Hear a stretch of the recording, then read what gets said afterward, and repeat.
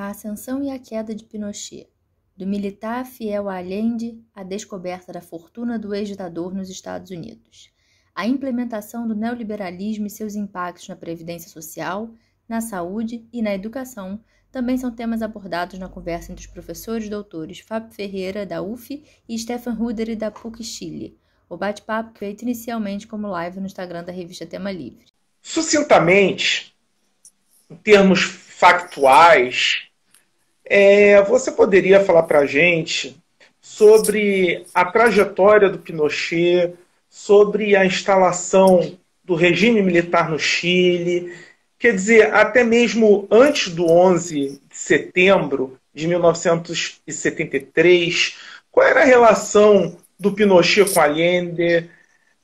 Então eu ia te pedir para a gente começar conversando por aí. Sí, perfecto. Entiendo, me disculpo por responder en español, pero no entiendo mucho, no hablo mucho portugués, pero espero que se entienda bien. Mira, para responder esa pregunta, creo que hay que parte y explicar que los militares chilenos durante el siglo XX tenían una reputación de ser constitucionalistas.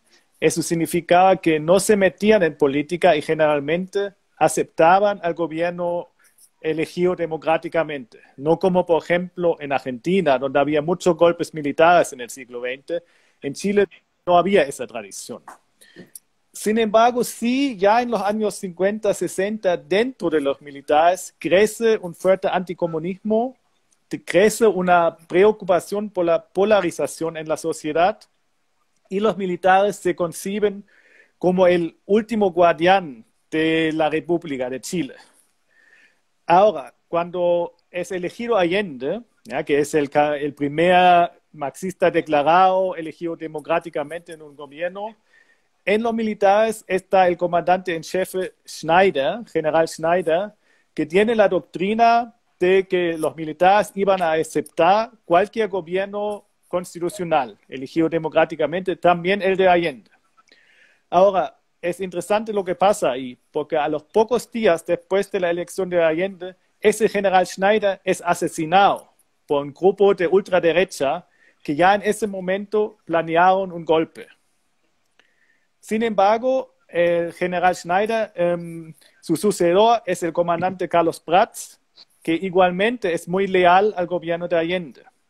De hecho, Prats fue 2 veces ministro de Allende. Y ahí ya ahora entra Pinochet, ya vamos a llegar al tema.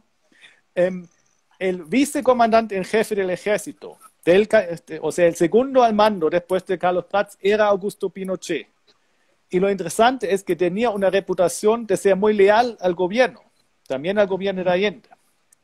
Y cuando el gobierno de Allende entra en crisis y los militares ya se empieza a rumorear un golpe, los generales, los militares quitan el apoyo al general Prats, entonces él renuncia y es el mismo Allende que nombra a Augusto Pinochet como comandante en jefe del ejército, pensando que iba a ser un comandante leal.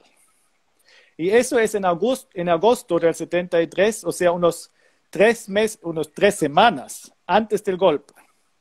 En ese momento, el golpe ya se estaba planeando en círculos militares, sobre todo en la Armada. Y Pinochet, de hecho, se suma en el último momento.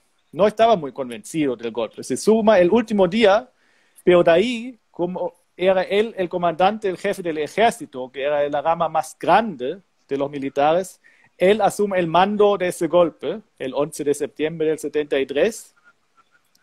Y con ese golpe, en el fondo, se termina esa tradición democrática de Chile y también de los militares y asume una junta militar con Pinochet como jefe de esa junta militar y después de un año se convierte en presidente y en el fondo dictador de Chile, de esa dictadura. Y con eso, en el fondo, empieza una etapa que cambia por completo la historia del país y seguramente vamos a hablar de eso.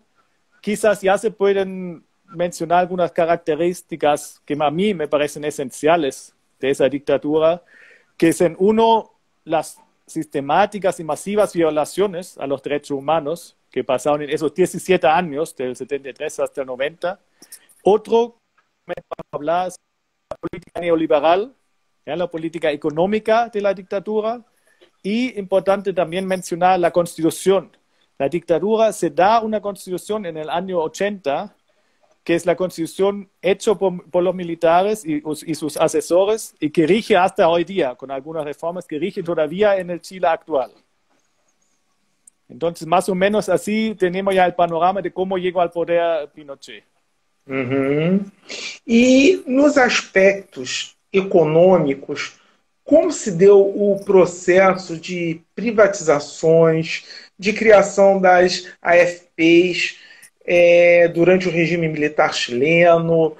Você também poderia falar como foi conduzida a seguridade social no governo Pinochet? Sí, es muy interesante la pregunta y yo creo, antes de responderle, yo creo que siempre hay que hacer un comentario ahí, que es que esas políticas de seguridad social no se pueden separar de las violaciones a los derechos humanos. Yo digo eso porque me parece muy importante, porque muchas veces en el discurso público también después se separan esas esferas. Se dice, por un lado, bueno, las violaciones a los derechos humanos eran malos, pero la economía ahí lo hizo bien Pinochet. Lo puedo decir como alemán, que en Alemania existió eso también. Después del régimen de los nazis se decía, bueno, la persecución a los judíos era malo, pero Hitler construyó autopistas. ¿Ya? Y en realidad esos aspectos son muy relacionados y no hay que olvidar eso. Y voy a explicar un poco por qué. Ahora, con ese comentario de fondo podemos, digamos, llegar a la política de seguridad social de la dictadura, que sigue siendo muy importante hasta hoy día, y que es una política neoliberal, que se lleva a cabo por un grupo de economistas que estudiaron en la Universidad de Chicago, en Estados Unidos, los así llamados Chicago Boys. Y para entender esa política, sobre todo en los aspectos sociales, yo creo que es importante entender los principios. La idea de los Boys es dar todo al mercado. Decir que el Estado mismo debe intervenir lo menos posible en la economía, que en el fondo los técnicos, los economistas mismos son los únicos encargados de llevar esa política y no los políticos y no los militares, y que en ese mercado libre, que es un mercado neutral y que por eso regula toda la economía, los privados saben competir mejor, por lo que el Estado le queda solo un rol subsidiario. Esos son como los principios.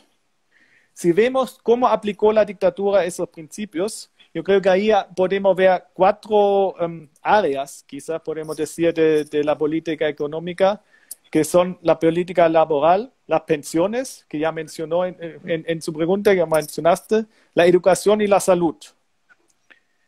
También ahí lo puedo explicar, si quiere, brevemente, los cuatro aspectos. Para entender ahí hay que entender también el principio ahí, que está detrás de esas políticas, que es un principio que significa sustituir un derecho social, un derecho, por ejemplo, a la educación, a la salud, a un trabajo, un servicio que ofrece un mercado y que se puede comprar.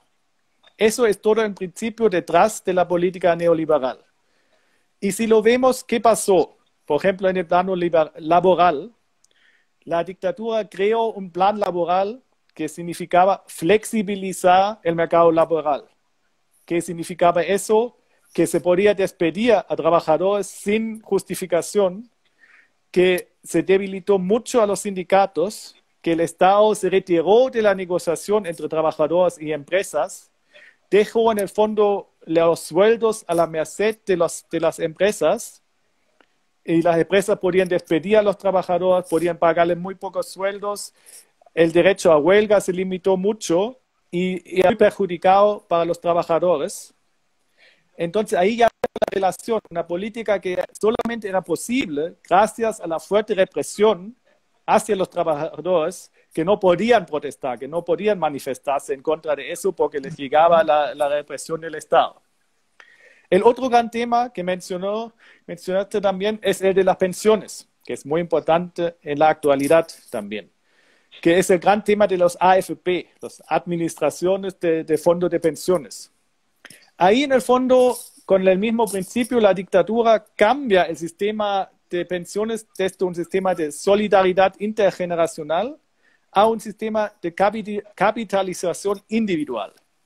¿Qué significa eso? Que cada trabajador tiene que pagar una parte de su sueldo a un fondo de pensión que administra ese dinero y que supuestamente, gracias a las inversiones que hace ese fondo, después permite pagar la pensión del trabajador. Entonces, cada uno es responsable de su propia pensión. Ahora, surgieron por lo menos, diría yo, 3 problemas en ese sistema. Uno es que esos AFP tienen un alto costo de administración. Un 2% de la cotización llega directamente para el costo de administración a esos AFP y no está en beneficio del trabajador. El otro problema es que en Chile hay muy poca gente o mucha gente que no cotiza en ese sistema. ¿Por qué? Porque tienen ingresos informales. Entonces no participan en el sistema, entonces no tienen posibilidad de recibir una pensión después. Dependen después de una pensión solidaria del Estado. Y el tercer problema es que los sueldos, lo que expliqué anteriormente, son muy bajos en Chile. Entonces no alcanzan para una pensión digna. Y entonces por esos problemas el sistema no funciona en su característica principal, que es entregar pensiones dignas. Sí funciona muy bien, es una consecuencia que hay que tener en mente, en el sentido que con esos AFP en dictadura se crearon grandes grupos de poder económico, los dueños de esos AFP, que recibieron toda la cantidad de dinero de todos los trabajadores de Chile, sus cotizaciones de pensiones, y con ese dinero podían especular en el mercado, comprar empresas que la misma dictadura privatizó, comprar bancos, participar en otras empresas grandes, entonces hacerse cada vez más rico. Entonces es un sistema que solamente aumenta la brecha de desigualdad en una sociedad. Muy parecido es en el sistema de salud y de educación. En salud, la dictadura creó un sistema privado de salud, donde los aseguradores, que se llaman ISAPRES en Chile, pueden determinar las cotizaciones según el mercado. Al mismo tiempo, sigue existiendo un sistema público de salud. Entonces, el problema es que a los trabajadores más pobres no les alcanza para ingresar al sistema privado, se mantienen en el sistema de salud pública y ahí reciben una atención mucho más precaria. El otro problema o lo interesante de ese sistema es que para los muy pobres que no tienen trabajo, que no pueden ir al sistema de salud, sí el Estado paga cierta atención gratuita de acceso a un hospital, a un médico bastante precario, pero esa gratuidad es pagada por el sistema de salud público. Entonces, hay una solidaridad solamente entre los muy pobres y los un poquito menos pobres.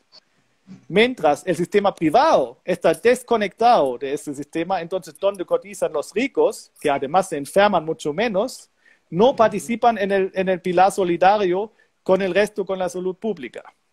Entonces ahí se crea un problema muy fuerte de desigualdad de atención en la salud, un problema que se ve mucho con la pandemia actual ahora en Chile y que es una de las razones por qué en Chile las cifras son tan altas y por qué el país tiene tantos problemas con lidiar con el COVID, en el fondo por esa desigualdad en el sistema que se creó en la dictadura. Último punto, si me permites, es el de la educación, que también es muy importante porque explica muchas cosas de la actualidad también. Y de ahí también la idea era en el fondo cambiar el derecho a educación por un servicio que se compra. Se creó un sistema de educación privada que puede ser privado o que por otro lado se entregó a los municipios, los colegios, las universidades. Entonces, ¿qué pasó con eso? Significa que los profesores ya no eran funcionarios del Estado, sino dependían de los municipios o de los privados, dueños de los colegios. Entonces, la idea detrás es que cada familia es responsable de la educación de sus hijos con una supuesta libertad, pero obviamente también aquí los que tienen más ingresos pueden pagar una mejor educación, los que no tienen tantos ingresos no pueden pagar una buena educación. Entonces la brecha de desigualdad se mantiene y además no hay una esperanza para alguien más pobre de poder, digamos, subir esa escala en la sociedad por tener una buena educación, porque no puede costearla. Entonces, todas esas políticas, con la idea de fondo de una libertad de elección, lo que hicieron es crear una sociedad muy desigual.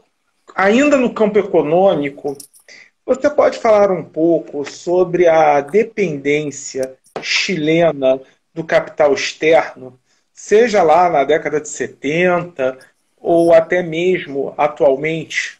Sí, es muy interesante también. Tiene mucho que ver con lo que acabo de explicar. En el fondo, un pilar central del neoliberalismo en la dictadura era la apertura indiscriminada al mercado internacional.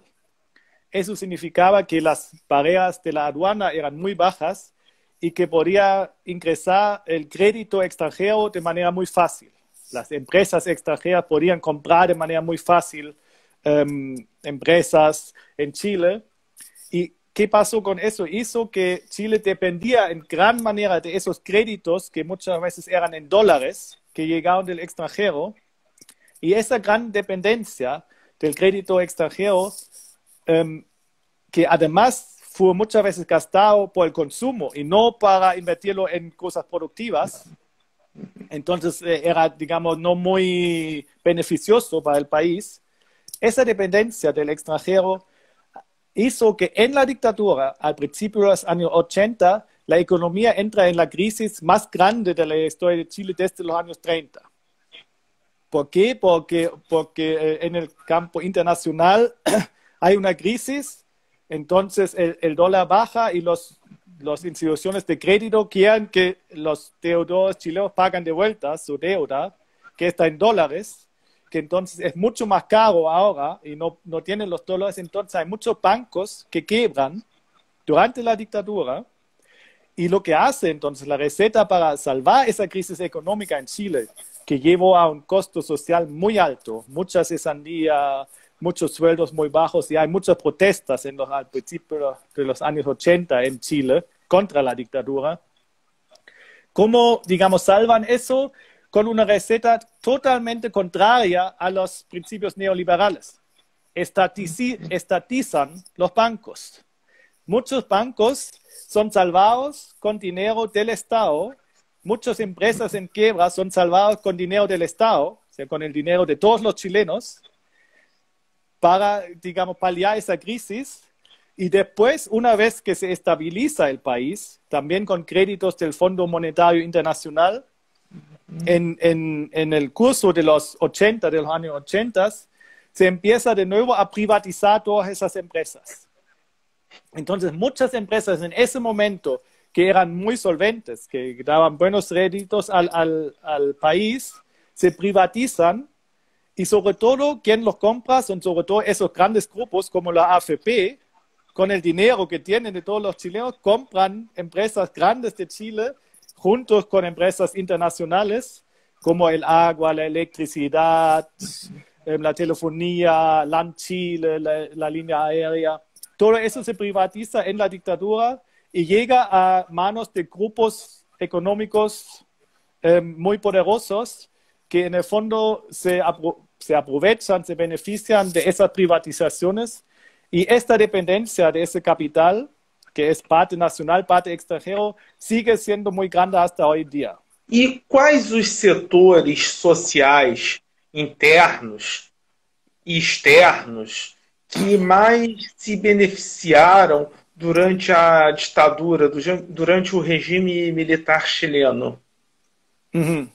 Bueno, yo creo que es bastante claro. Yo nombraría quizás 3 sectores. Uno, que creo que se explica por lo que dije, que son los grandes empresarios nacionales e internacionales que justamente lograron formar esos grupos económicos grandes, se asociaron a los AFP, se asociaron a los bancos y se aprovecharon mucho de esas privatizaciones y su cercanía con el poder donde muchas veces se vendían esas empresas a precio más bajo del mercado. Entonces aprovecharon y generaron un poder económico tan grande que siguen siendo muy importantes hasta hoy en día. El segundo grupo, a mi parecer, son los políticos, y no solo los políticos afines a la dictadura, sino también políticos de los partidos democráticos que en los 90 empiezan a gobernar en Chile, porque tienen bastante buena relación con esos empresarios, o son ellos mismos empresarios, como el mejor ejemplo es el actual presidente, Sebastián Piñera, que es un empresario que se enriqueció durante la dictadura, es dueño de LAN Chile, por ejemplo, que ahora se fusionó con TAM, con la línea brasileña a LATAM, y es el presidente actual ahora. Esos políticos, por sus relaciones con los empresarios, se benefician de ese sistema neoliberal. Fundan colegios, por ejemplo, fundan universidades, son dueños de universidades, se asocian a las AFP, entonces son ellos mismos que en cierto sentido también se benefician de ese sistema. Y el tercer sector son los militares, porque para los militares rigió un sistema de pensiones aparte. No tenían que cotizar en los AFP. Lo único que no eran los militares. Ellos sí recibían una pensión bastante más alta con un sistema distinto. Y además, la dictadura dejó una ley que hizo que parte del ingreso del cobre, que es el producto natural más importante de Chile, llegó directamente a las filas de los militares. Entonces, son los militares mismos también que se benefician mucho de esas políticas en la dictadura. Certo. E você também tem trabalhado sobre o papel da Igreja Católica durante o regime militar. Você pode falar um pouco sobre a atuação da Igreja no período da sua pesquisa? Yo creo, para entender el papel de la Iglesia Católica, que en muchos casos es parecido al de la Iglesia en Brasil, en dictadura, pero para entenderlo hay que entender primero que la Iglesia no es una institución homogénea, sino es una institución donde actúan muchos grupos con distintas opiniones y distintas voces. Yo, para explicarlo, diría que por lo menos se puede identificar tres, seguramente hay más, pero tres grupos grandes. Uno es la jerarquía, los obispos. Los otros son católicos progresistas, católicos que quieran llevar a cabo las reformas del Concilio Vaticano II, que se acercan a los marxistas, a un diálogo con los comunistas. Y el tercer grupo son católicos conservadores, que quieran volver al tiempo antes del concilio, que tienen mucha relación con Santo Tomás y quieran volver, digamos, a un catolicismo que es muy fuerte anticomunista, ¿ya? Porque creen que el comunismo es una ideología atea, peligrosa para los católicos. Entonces, si vemos esos tres grupos, también tenemos que entender que la dictadura se justifica al principio de manera religiosa. Se justifica con la idea de restaurar los valores cristianos. Entonces, eso entrega un papel importante a la Iglesia en dictadura en ese sentido. Y si vemos la jerarquía, los obispos, la primera reacción es bastante ambigua. Las primeras cartas pastorales de los obispos hablan siempre de una colaboración con los nuevos gobernantes, con que una gratitud hacia los gobernantes por haber terminado con el marxismo, y sí, siempre también piden clemencia con los vencidos. Pero un tono bastante ambiguo. ¿Por qué? Hay varias razones, pero yo creo que hay por lo menos tres importantes. Uno, que entre los obispos había muchos que estaban en contra del marxismo, y entonces estaban muy contentos con que el gobierno militar haya terminado con el gobierno de Allende. Otro, que para los obispos era muy importante la unidad. Entonces, si había unos en contra y otros a favor, no podían sacar una declaración muy extrema, tenían que sacar una declaración más moderada. Y lo tercero, en los obispos había una esperanza que la dictadura iba a ser un régimen transitorio, que después de un par de meses iban a devolver el poder, iba a haber elecciones y que iba a ganar el Partido Demócrata Cristiano, que era muy cercano a la Iglesia. Entonces, por eso hay una reacción ambigua. Ahora, al mismo tiempo, la iglesia ya desde muy al principio tiene una actitud samaritana, se dice, que eso es que va en ayuda de las víctimas de las dictaduras. Y no solo las víctimas de la represión, sino también víctimas de la pobreza, con ollas comunes que organiza la iglesia.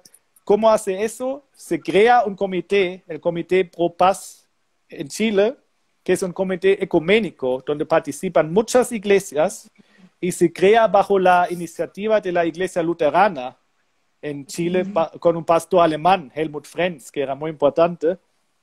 Y este comité empieza a ayudar a las víctimas de la dictadura. Entonces ahí se vuelve muy importante porque a través de ese comité a los obispos le llegan los testimonios de las víctimas. Entonces a través de ese comité los obispos se enteran de la gravedad de las violaciones a los derechos humanos y eso hace que con los años los obispos, la iglesia se transforma en una oposición, cambia esa actitud ambigua hacia una actitud mucho más de oposición moral contra la dictadura. ¿Por qué? Porque se dieron cuenta de las violaciones y porque se dieron cuenta que el régimen se iba a quedar, no iba a devolver el poder. Entonces ahí se crea un conflicto y la iglesia tiene que disolver ese comité por pedido de Pinochet y crea la Vicaría de la Solidaridad.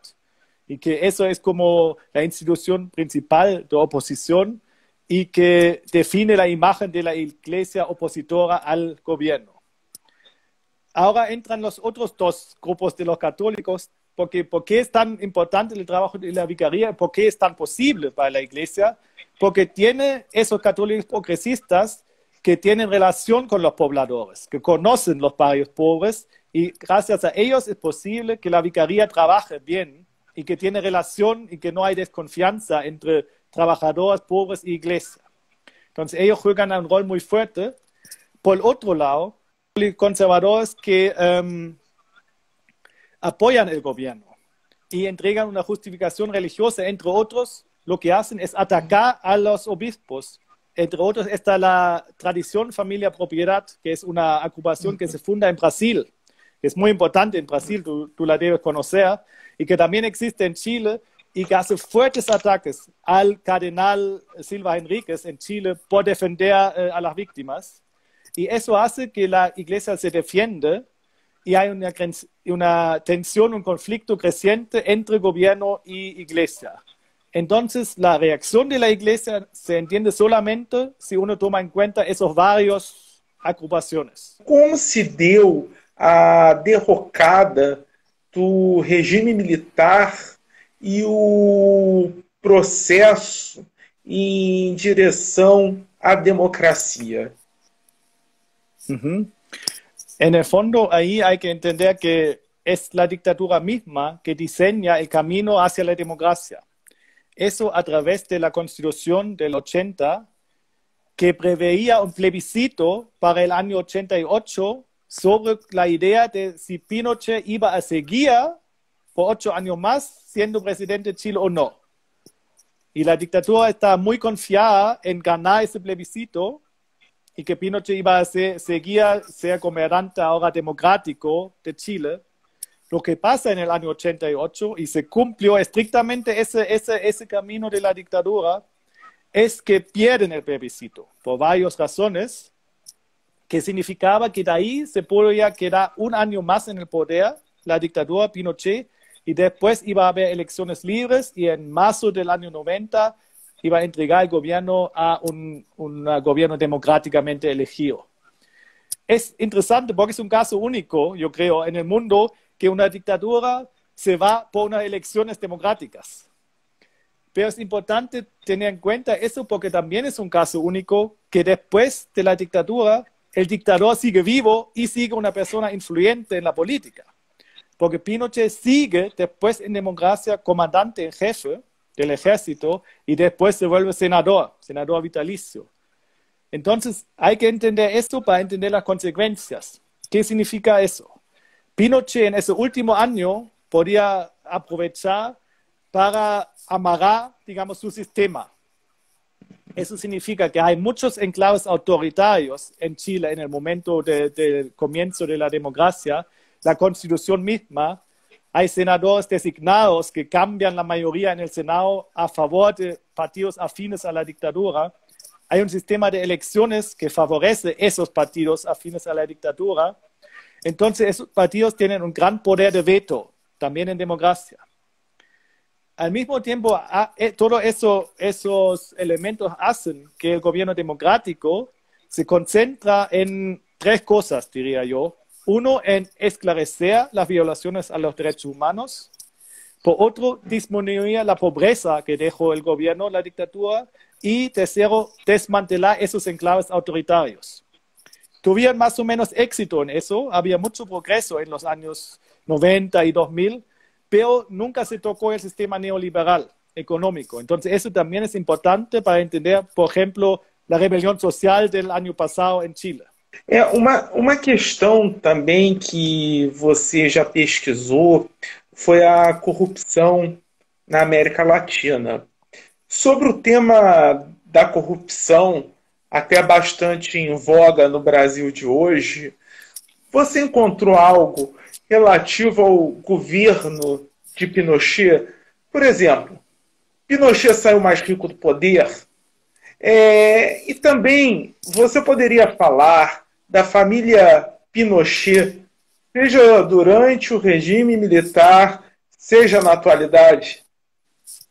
Sí, es muy curioso el tema, porque es interesante pensar que la reputación de Pinochet después de la dictadura entre sus simpatizantes es un hombre duro pero honesto. Eso hasta que en el año 2004 estalla el caso Rix, que ya se olvida un poco, se olvidó un poco en la sociedad chilena también, que es un caso que es también muy interesante porque surge en las investigaciones de Estados Unidos después de los atentados el 11 de septiembre de 2001, cuando investigan dinero terrorista. Ahí por casualidad se dan cuenta que Pinochet tenía en el Banco Rix en Estados Unidos más de 20 millones de dólares en varias cuentas bajo nombres falsos. El origen de ese dinero es completamente corrupto, viene de la sustracción de fondos públicos y al parecer también de la venta de armas ilegales. Entonces eso también involucró a toda su familia, ya que se investigó a todos por delito contra el fisco, hasta el punto que una hija de él trató de huir a Estados Unidos en el año 2004 y pasó una noche en una cárcel para la inmigración clandestina y después se devolvió. Y se hizo todo un proceso a Pinochet por esa corrupción que al final nunca se le condenó porque murió antes. Muere en el 2006 y con eso se sobresegue el proceso y también a la familia. Interesante es que de ahí después la justicia trata de embargar ese dinero para que la familia no pueda usufructarlo. Lo más importante de ese caso es que da un duro golpe a esa imagen de Pinochet, como el hombre honesto, salvador de Chile, y de hecho para sus simpatizantes era mucho peor que era ladrón que violador a los derechos humanos. Entonces perdió mucho apoyo también entre sus simpatizantes por ese caso, cuando se dio cuenta que era también un gobernante muy corrupto. Você poderia nos contar um pouco sobre as manifestações que ganharam recentemente as ruas do Chile? Quer dizer, quais as principais razões dessas ações? Elas têm, quer dizer, pela sua fala, né, já tem vínculo, mas quais os vínculos dela con un periodo militar? Sí, como tú bien dices, hay un vínculo grande. Ahora, esa rebelión estalla en octubre del año pasado, de 2019. El punto inicial es un aumento del precio del metro por 30 pesos, que no es mucho dinero, pero en el fondo el origen verdadero de esa escalación de las manifestaciones y del estallido del conflicto social es justamente el descontento con ese sistema neoliberal y las grandes desigualdades que genera, y con una casta de políticos que al parecer no conocen la realidad de la pobreza en Chile, que parecen hombres muy lejanos y digamos, sin fondo con la realidad, sin que puedan tocar con la realidad. Todo ese estallido tiene mucho que ver con la dictadura porque ese sistema que acabo de describir sigue vigente en grandes pasos en Chile. Las desigualdades son enormes, la salud, la educación, las pensiones siguen todos privados, las pobres no tienen perspectiva. Ya no solo es que se compra todo a crédito o se endeudan mucho, sino tampoco tienen una perspectiva de salir de ahí, porque reciben una educación peor que otra gente, reciben una salud peor que otra gente. Entonces es importante notar que ese estallido empieza justamente en octubre del 2019, es cuando la primera generación grande se jubila en Chile con el sistema nuevo de los AFP, que se instaló en el año 80 y ahora 40 años después, la primera vez que mucha gente se jubila con ese sistema y se dan cuenta que las pensiones no alcanzan para vivir. Entonces sus hijos, sus nietos se dan cuenta que el abuelo o la abuela trabajó toda la vida y ahora no tiene una pensión digna. Y eso explica mucho, digamos, la ira, la furia de la gente, que el enojo con el gobierno.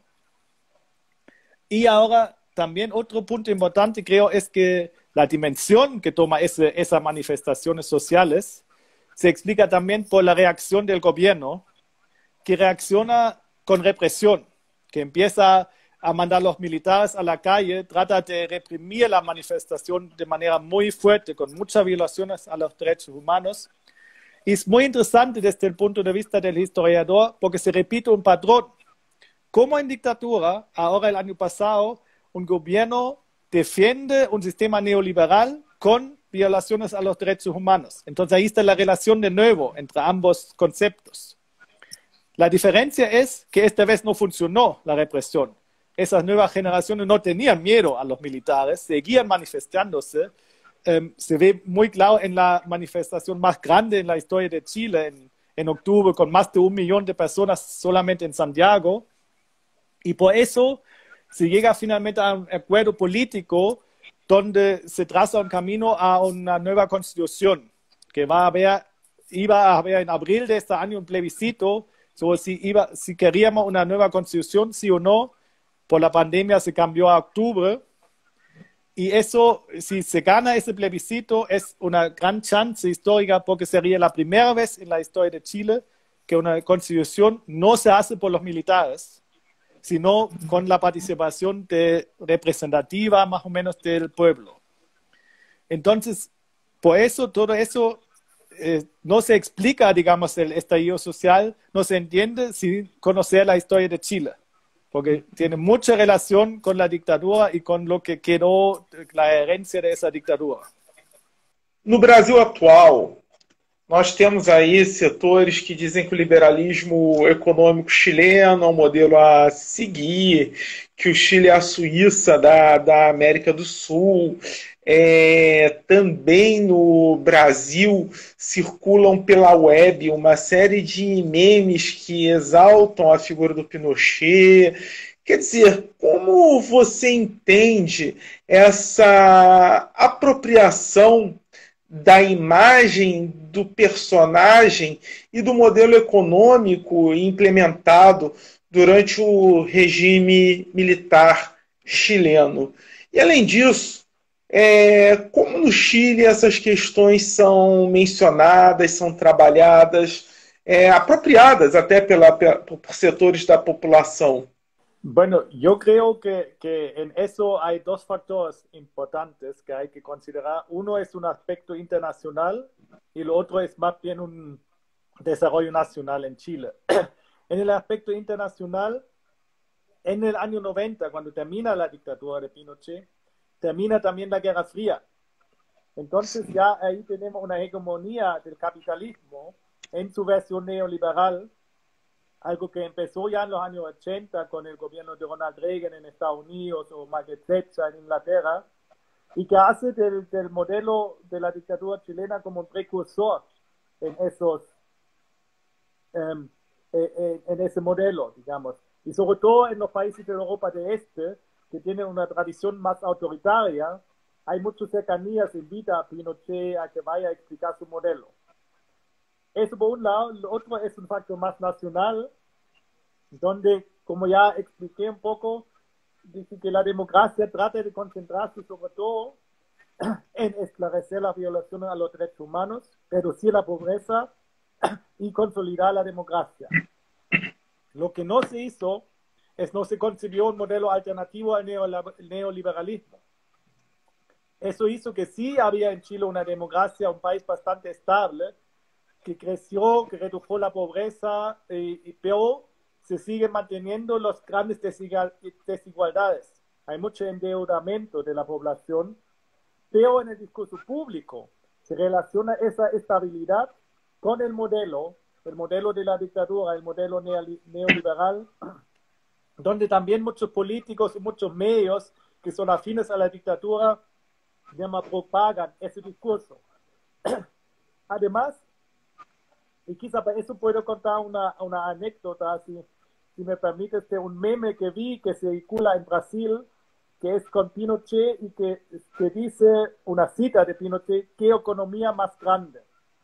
Que es obviamente, me imagino, un meme que resalta el modelo económico neoliberal de Pinochet como uno muy grande, pero en realidad esa cita es una cita de Pinochet, pero lo dijo en los años 90 en un caso muy distinto, y es el caso del Patio 29 en Chile, donde hice una investigación también sobre ese tema, que es un patio donde en la dictadura, después del golpe, se enterraron cadáveres de víctimas de la dictadura.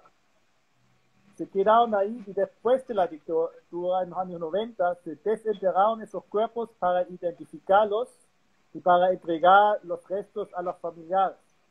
Cuando los desenterran, se dan cuenta que a veces hay 2 o 3 cadáveres en una tumba.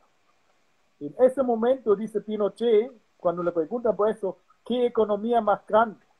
Entonces es un comentario muy cínico acerca de sus víctimas, que muestra otra vez la relación, quizás ahora esa apropiación de esa imagen, de esa cita, la relación entre violaciones a los derechos humanos y el modelo neoliberal. Y que creo que esa aprobación tiene también que ver con que para mucha gente de derecha o extrema de derecha, Pinochet sigue siendo un modelo de un anticomunismo muy fuerte y de un gobierno que lo hizo bien, digamos, en su lucha contra el comunismo. Pero se ve muy fuerte esa relación entre violaciones y modelo neoliberal. Uhum. E em Minas Gerais, como você comenta, nos âmbitos político, econômico, social, o Chile de antes e o de depois do regime militar.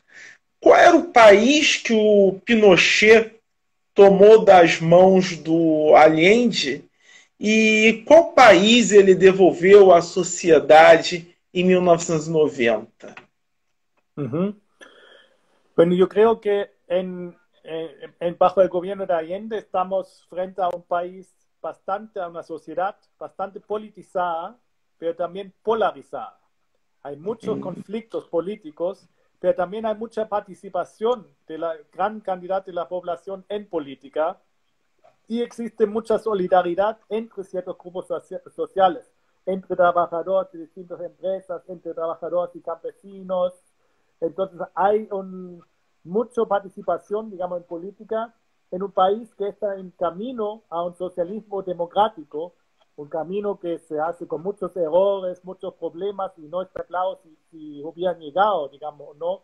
Creo que hubiera sido un ejemplo único en el mundo de un socialismo que se logra a través de la vía democrática. Después, con la dictadura de Pinochet, yo creo que se creó una revolución, se cambia el país completamente. Y hay un buen libro de un colega mío, un historiador chileno, Manuel Gárate, que escribió justamente un libro que se llama La Revolución Capitalista, que explica muchas de esas cosas que yo acabo de explicar con el sistema neoliberal, que cambia el país por completo y que crea un país con grandes desigualdades, con una gran brecha económica y social, todo lo que ya hablamos sobre esos temas, con una población, una sociedad mucho más apolitizado, que no se meten tanto, en el fondo uno podría decir con el hecho de que un ciudadano se transformó en un consumidor. Son mucho más consumidores que ciudadanos y se compran mucho a crédito. Entonces tenemos un país muy cambiado por esa etapa grande y larga de la dictadura, y quizás para conectarlo con la actualidad uno podría decir que esa rebelión social de octubre del 2019, que muy probablemente va a seguir después de la pandemia de nuevo con el plebiscito y todo, es quizás una chance de como en una transformación hacia atrás, en el sentido de que ahora el consumidor se cambia al ciudadano de nuevo, a un ciudadano que se mete en política, que se manifiesta y que, digamos, trabaja por sus ideas, se manifiesta por sus ideas. Entonces, quizás ahora estamos en un momento donde se cambia esa sociedad que creó la dictadura de nuevo. Sendo alemão, como que surgiu o seu interesse pela história da América Latina, mais especificamente pelo Chile? Bueno, eso es un poco casualidad también, y un poco también culpa de la historia misma, porque yo cuando estudié historia en Alemania, en Heidelberg, me quise ir de intercambio a América Latina, y había solamente un intercambio entre mi universidad y una universidad en Chile, y era justo la época, y por eso me empezó a interesar Chile, de la detención de Pinochet en Londres. Entonces, el tema Pinochet, un ex dictador que está detenido en un país europeo, hizo que Chile se volvió muy interesante y que la historia reciente de Chile se volvió muy interesante. Entonces, me vine a Chile, estudié en Chile y me gustó tanto el país y la historia del país que empecé a interesarme mucho y ya escribí mi doctorado sobre las políticas de memoria y pasado en Chile, y desde ahí surgió un vínculo que ya lleva más de 20 años con Chile y que me hizo investigar sobre muchos temas de la historia de Chile y que finalmente me hizo decidir por volver a Chile y trabajar en la universidad aquí en Chile.